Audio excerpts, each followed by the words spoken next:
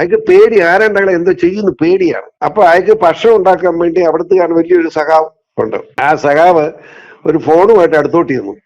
അലറിക്കൊണ്ട് എടാ ഓടാ അവിടുന്ന് പറഞ്ഞ് പേടിച്ച് ആ പാവം കമ്മ്യൂണിസ്റ്റുകാരൻ ഓടിപ്പോയി പേടിച്ച്. നമസ്കാരം. പിണറായി വിജയനെ പോലെ ഒരു പേടിത്തൊണ്ടനെ കേരളക്കര ഇന്നേ വരേക്കും കണ്ടിട്ടില്ല എന്ന് PC ജോർജ്. ജനങ്ങളാൽ തിരഞ്ഞെടുക്കപ്പെട്ട മുഖ്യമന്ത്രി ജനങ്ങളെ തന്നെ പേടിച്ചോടുന്ന ഗതിയാണ് ഇന്നുള്ളത് എന്ന് PC പറഞ്ഞു. നവകേരള യാത്ര തുടങ്ങുന്നതിന് മുൻപുള്ള ദിവസങ്ങളിൽ കൂട്ടിക്കലിൽ CPM അംഗത്തിന്റെ വീട്ടിലെത്തിയ പിണറായി വിജയൻ ഒരുമിച്ചൊരു സെൽഫി എടുക്കാനായി വന്ന അവിടുത്തെ പാചകക്കാരൻ സഖാവിനെ കണ്ട് പേടിച്ചലറിയ കഥയും PC ജോർജ് പറയുന്നുണ്ട്. അദ്ദേഹത്തിന്റെ വാക്കുകളിലേക്ക്.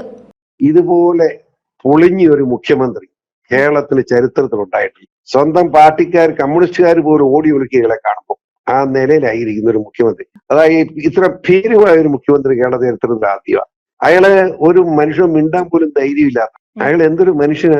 ഒരു വീട്ടിൽ ചെന്ന് ഞാൻ ഒരൊറ്റ ഉദാഹരണം പറയപ്പോ അയാളുടെ സ്വഭാവം മനസ്സിലായി. KJ തോമസ് നമ്മുടെ ഇവിടുത്തെ കോട്ടയത്തുള്ള കുട്ടിക്ക് പഞ്ചായത്ത് പ്രസിഡന്റ് ആയിരുന്നു. അയാളെ CPM സെക്രട്ടേറിയറ്റ് മെമ്പറാണ്. ഈയിടെ കൂട്ടിക്കൽ പിണറായി വന്നു. ഈ നമ്മുടെ ഈ യാത്ര തുടങ്ങുന്ന തൊട്ട് മുമ്പാ പിണറായി വന്നിട്ട് അയാൾ അവിടെ ഇരിക്കുന്ന എങ്ങനെയാണെന്നറിയാമോ?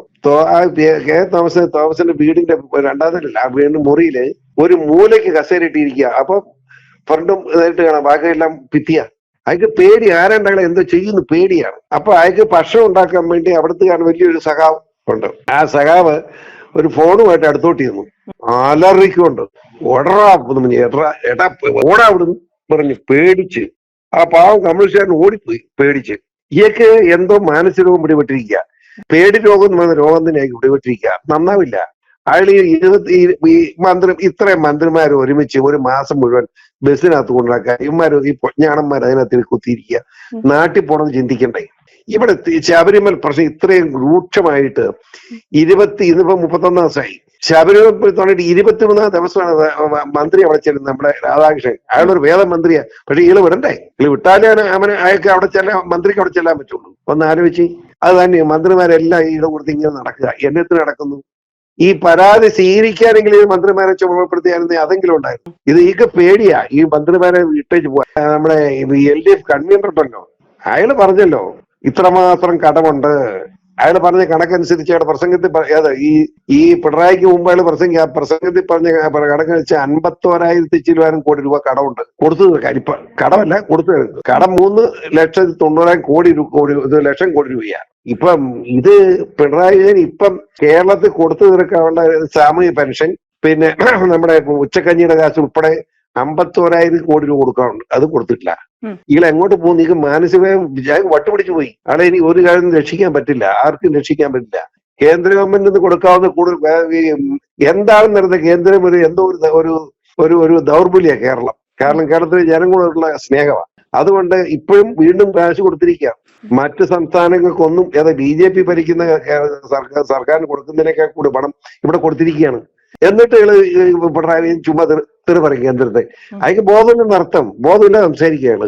ഈ സങ്കടം തോന്നുന്നുണ്ട്. ഒരു മുഖ്യമന്ത്രി പരുവായിരുന്നു എന്ത് ചെയ്യാന്? ഈ രണ്ടാം കേട് വന്നു തന്നെ അയാളുടെ പണി തീർത്തുപോയി. ഇനി രക്ഷപ്പെടുകയില്ല. എന്നാൽ ഈയുടെ വിമർശനം ഇപ്പൊ പാർട്ടിക്കകത്ത് തുടങ്ങിയില്ല. കാരണം ആരും ഒന്നും പറയാമെങ്കിൽ നമ്മുടെ ജയരാജൻ ഇത്രയും പറഞ്ഞു, ഇത്രയും കടമുണ്ടെന്ന്. നിങ്ങൾ കൊടുത്തു തീർക്കാളെന്ന് ഓർത്തോണമെന്നല്ലേ പിണറായിയോട് പറഞ്ഞതാണ് അർത്ഥം. പിണറായി വെച്ചോട്ടല്ലേ പറയുന്നേ.